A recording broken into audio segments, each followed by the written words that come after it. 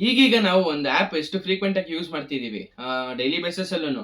ಓ ಶಿಟ್, timer ಬಂದಿದೆ, snap ಹಾಕೋಣ. ಅದೇ ಆ ಸ್ನ್ಯಾಪ್ ಚಾಟ್. ಯಪ್ಪ, ಎಷ್ಟು ಅಡಿಕ್ಟ್ ಆಗಿದೀವಿ ಅಂದ್ರೆ, ತಿನ್ನೋವಾಗ್ಲೂ ಸ್ನ್ಯಾಪು, ಆಚೆ ಹೋದಾಗ್ಲೂ ಸ್ನ್ಯಾಪು, ಫ್ರೆಂಡ್ಸ್ ಜೊತೆ ಇದ್ದಾಗ್ಲೂ ಸ್ನ್ಯಾಪು, ಒಂಟಿ ಆಗಿದ್ರೂ ಸ್ನ್ಯಾಪು ಸ್ನ್ಯಾಪು ಸ್ನ್ಯಾಪು ಸ್ನ್ಯಾಪು. ಯಾಕಂದ್ರೆ ಸ್ಟ್ರೀಕ್ಸ್ ಅಂದ್ರೆ ಬೆಂಕಿ ಮೇಂಟೈನ್ ಮಾಡಕ್ಕೆ.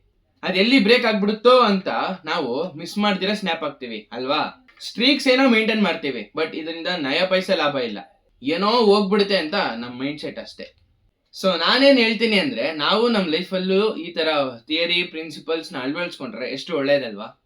ಲೈಕ್ ನಾವು ನಮ್ ಲೈಫಲ್ಲಿ ಏನಾದ್ರು ಅಚೀವ್ ಮಾಡ್ಬೇಕು ಅಂತ ಅನ್ಕೊಂಡ್ರೆ ಅಷ್ಟು ಡೆಡಿಕೇಶನ್ ಅಂಡ್ ಅದ್ರ ಟುವರ್ಡ್ಸ್ ವರ್ಕ್ ಮಾಡಿಲ್ಲ ಅಂತ ಅಂದ್ರೆ, ಎಲ್ಲಿ ಸ್ವಲ್ಪ ಮಿಸ್ ಆಗುತ್ತೋ ಅಂತ ವರ್ಕ್ ಮಾಡಿದ್ರೆ ಬಹುಶಃ ನಮ್ ಗೋಲು ರೀಚ್ ಆಗ್ಬೋದು. ಇದನ್ನ ನಾನು ಸ್ನ್ಯಾಪ್ಚಾಟ್ ಆಪ್ ಇಂದ ಕಲ್ತಿರೋ ವಿಷಯ. ಸೊ ನಿಮ್ಗೇನ್ ಅನ್ಸ್ತು ಈ ವಿಡಿಯೋ ಬಗ್ಗೆ ಕಮೆಂಟ್ ಅಲ್ಲಿ ತಿಳಿಸಿ.